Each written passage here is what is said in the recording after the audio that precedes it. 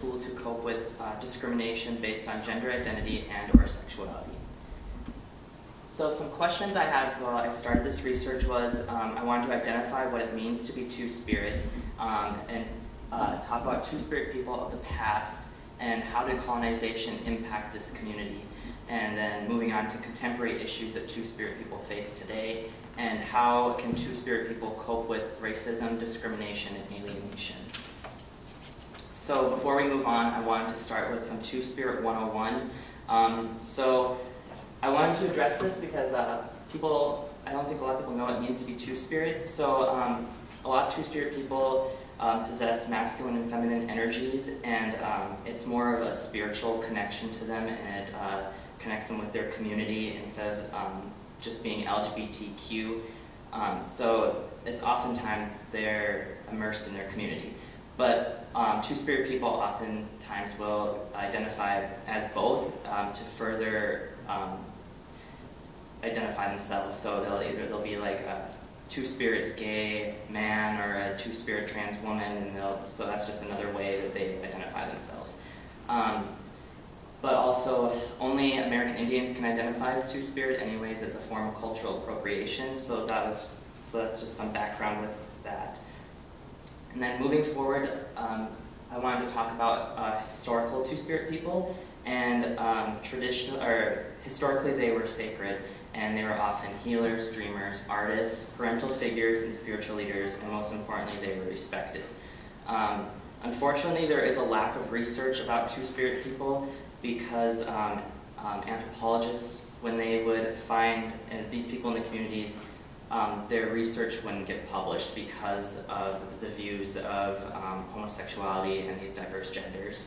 So there is a gap in this. But from what I did find, I'm going to just talk about some areas, some specific people here. So the Lakota term for two-spirit is winkte, and these were men who did traditional women's activities, and they would dress as women, and they were often in charge of naming ceremonies because they would give young boys spiritual protection mentally, and protect them mentally and physically throughout their life. So they were sought out in their community.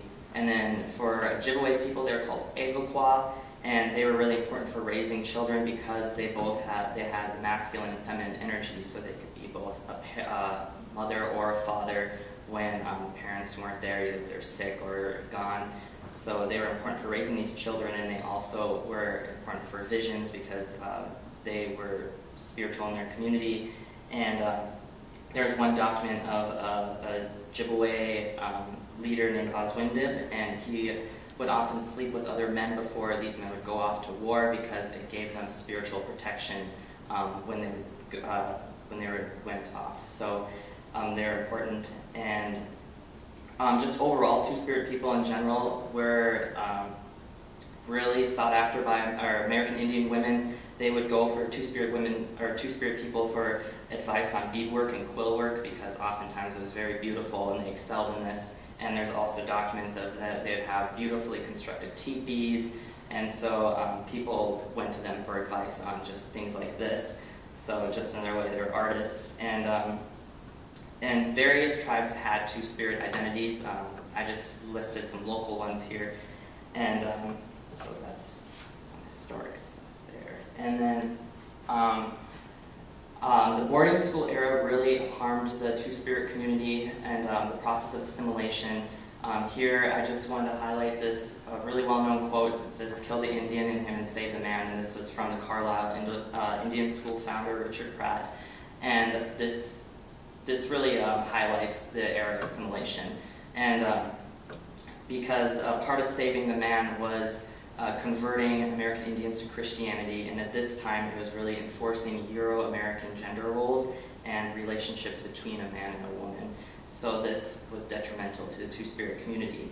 And there is documents of Lakota winkte. They would hang themselves instead of complying with the missionaries because they just couldn't imagine their life any different.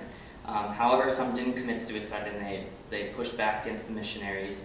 And there's also some really powerful accounts of the Crow Bate, which is the term for two-spirit, and they were protected by their communities because they said these people, this is how they've always dressed, this is how they've always been, and so they would like gather around them during this really volatile time. And so, moving on to contemporary issues, because of the past, there are different layers of oppression. So we see racism and discrimination from the non-Native communities. Then there's racism from the LGBTQ+ community, and then Two-Spirit people are often discriminated from their own American Indian communities due to their gender or sexual identity. So this leads to a lot of different health issues, and one is mental health. And there's not a lot of research on Two-Spirit mental health and just health issues in general. So I found some studies here, but so the 2014 American Foundation for Suicide Prevention interviewed 6,456 transgender and gender non-conforming people, and 75 identified as LGBTQ or Two-Spirit. And 56% attempted suicide, and then this compares to 38% of non-Native population. And there's another study by Salm et al., and this was in 2004, and she surveyed American Indians from around the country, and so she interviewed 197 participants, so it's a lower number, but 86% identified as heterosexual, and 3.4% Two-Spirit, 2.2% bisexual, and then 8.4% lesbian or gay. And so the results of, she interviewed them on childhood sexual and physical abuse, and 20% of heterosexual American Indians experienced this, while 40% of Two-Spirit people experienced this, and then ignore the 40%.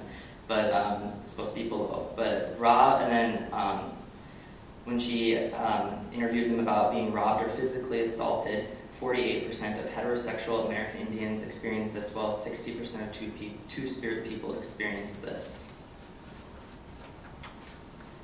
And then some more on sexual assault. The Department of Justice found that 3 out of 4 heterosexual American Indian women will be physically assaulted, while 1 out of every 3 will be sexually assaulted. And then when it comes to Two-Spirit women, a study found that this rate is 50 times higher for Two-Spirit women. And when we talk about physical assault, we need to talk about hate crimes too, because here I have 2 people who were murdered for being who they are. On the left, we have Jamie Lee Wounded Arrow. She is Oglala Lakota from Pine Ridge, and she was the first trans woman to be killed in 2017.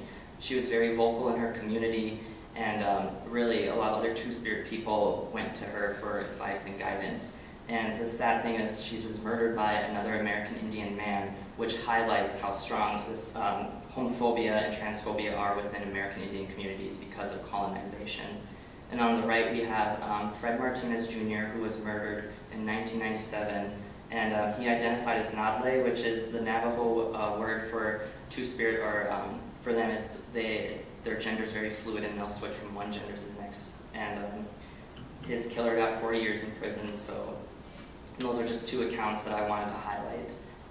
So how do we heal from these things I just talked about, which are very prevalent in the Two-Spirit community? I wanted to focus on cultural education and traditional activities, and really embracing our culture and decolonizing. So that can be many things for different people. It can be drumming, singing, ceremony, prayer, dancing, language, and just immersing yourself in the community. And I couldn't find a lot of research on this either, so I found a study from 2002, and Whitebeck et al. Interviewed 287 American Indian Alaska Natives about discrimination, depression, and traditional activities. And gender, sexuality wasn't mentioned in this, but the results are interesting. And for people who participated in traditional activities and experienced discrimination, their symptoms of depression did not increase. However, for adults who did not participate in traditional activities and experience discrimination, their symptoms of depression did increase. And so a lot is being done to combat this alienation that Two-Spirit people often face. You see more cities like San Francisco and Winnipeg, and even smaller cities in Michigan, I believe, are starting to have specific Two-Spirit powwows to highlight these people, and they can feel accepted and dress how they want to dress and be themselves and not have to fear for their life or anything like that. So you see more things like that. And it's also important to discuss Two-Spirit people when we talk about contemporary American Indian issues. I was very surprised when I'd look at books trying to find research on contemporary American Indian issues, and there was nothing on Two-Spirit people in almost all the books I looked at. So it's something that needs to be discussed. And then more that we can do is recognize that there are more than two genders. It's a spectrum, so they're outside the typical like male and female and then in between, because when we ignore that, we're further enforcing the trauma in these Two-Spirit communities. So one story I wanted to highlight is the story of Beverly Little Thunder. She is from Standing Rock, and she's a Two-Spirit woman, and she often felt confusion with her sexuality and spirituality growing up. Then she got involved with AIM in the 70s, the American Indian movement, and that's where she started to really learn about her traditional Lakota culture and traditions, and she started to get involved in ceremonies. And she started to heal because she felt like she had this hole in her soul because she didn't know much about her own community. And so she felt comfortable with this community, and then she came out right before Sundance, and they rejected her, and they told her she couldn't participate, and she was kind of an outcast because of that. But she continued to thrive, and eventually she created her own ceremonial group of Two-Spirit women, and I believe she continues to do that. So she faced this rejection, but she used it, and she's making more room for these Two-Spirit people in her community. So, and there are more stories like that, but due to time, I'll take questions.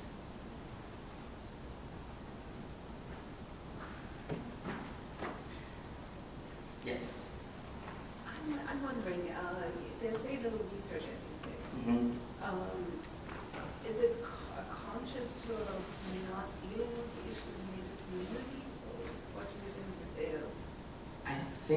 I think so. I think it's just like there is a lack of education on people knowing about Two-Spirit people, and because of the boarding school era, like I found stories where there were medicine men who would perform exorcisms on these Two-Spirit people when they'd go there for healing, and instead they were ostracized for it and stuff. So I think just people aren't aware of, because there are people who are very spiritual and they accept Two-Spirit people, but then there's also the other side too. So yeah, I think it's just people aren't aware of their past. And colonization is and very strong. It's so strong, and it's, yeah, prevalent in our community. So yes. When did you first hear about the term Two-Spirited? Curiosity. Probably when I was like 7 years ago. I heard it on a radio station. They were interviewing a Two-Spirit man. So that was the first time I heard it, but I didn't really hear much about it until I started like immersing myself in this and really seeked it out, because it's, like I said, it's not, you don't see a lot of it in books or publications, and so